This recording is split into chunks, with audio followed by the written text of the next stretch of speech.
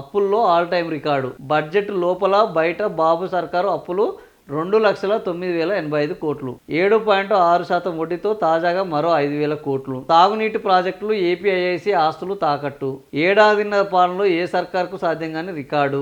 ఇంత అప్పు చేసిన సూపర్ 6లో కీలకమైన నిరుద్యోగ భృతి, ఆడబిడ్డ నిధికి ఎగనామం. అప్పులు చేయకుండా సంపద సృష్టిస్తానంటూ ఎన్నికల ముందు హామీ ఇచ్చిన ఇప్పుడు వంచన. సో అప్పుల్లో ముఖ్యమంత్రి చంద్రబాబు సర్కారు రికార్డు స్థాయికి వృద్ధి సాధిస్తోంది. రాష్ట్ర ప్రజలపై నెల నెల భారీగా అప్పుల భారాన్ని మోపుతూ సంపద సృష్టిలో బడ్జెట్ అంటే ముఖ్యమంత్రిగా చంద్రబాబు నాయుడు సంపద సృష్టిని సృష్టిస్తానని గతంలో అనేక సార్లు హామీ ఇచ్చాడు. వైఎస్ జగన్ ప్రభుత్వంలో కూడా తీవ్రంగా అప్పులు చేస్తున్నారు. ఈ అప్పులు పెరిగితే రాష్ట్రం యొక్క భవిష్యత్ అంధకారం అవుతుంది. తాము అధికారంలోకి వస్తే సంపదను సృష్టిస్తాము, సంపదను జనాలకు పంచుతాము, అప్పులను తగ్గిస్తాము, అప్పుల బాధ నుంచి రాష్ట్రాన్ని విముక్తం చేస్తాము అని హామీ ఇవ్వడం జరిగింది. ఇప్పుడు ఆ హామీని వీళ్ళు ప్రశ్నిస్తున్నారు. మరి సంపద సృష్టి ఎక్కడ జరిగింది? అప్పులు ఇంకా పెరుగుతూనే ఉన్నాయి. అప్పుల నుంచి విముక్తి జరగడం లేదు. సంపదను జనాలను పంచడం లేదు. సూపర్ 6లు కూడా ఆడబిడ్డకు నిధి 2,500 రూపాయలు, నిరుద్యోగ భృతి, అనేక మంది నిరుద్యోగ యువతకు భృతి ఇస్తామన్నారు. ఇప్పటికే మీరు అధికారంలోకి వచ్చి 14 నెలలైంది,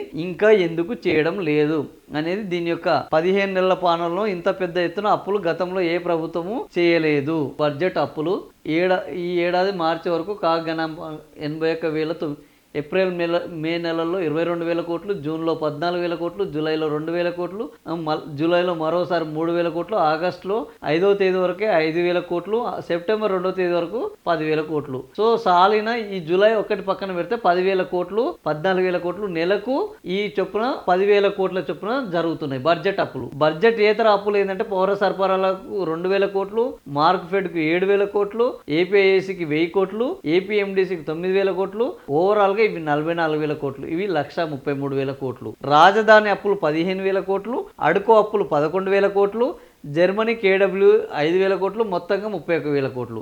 ఈ 40, 30, 70, ఇది 1,30,000. మొత్తానికి 2,00,000 కోట్ల అప్పులు ఇప్పుడు జరగడం జరిగింది. బడ్జెట్ అప్పులే, ప్రభుత్వం సేకరించిన అన్ని ఈ బడ్జెట్ అప్పులే, బడ్జెట్ లో ఆధారంగా చేసినవే. ఇవి బడ్జెట్ ఇతర.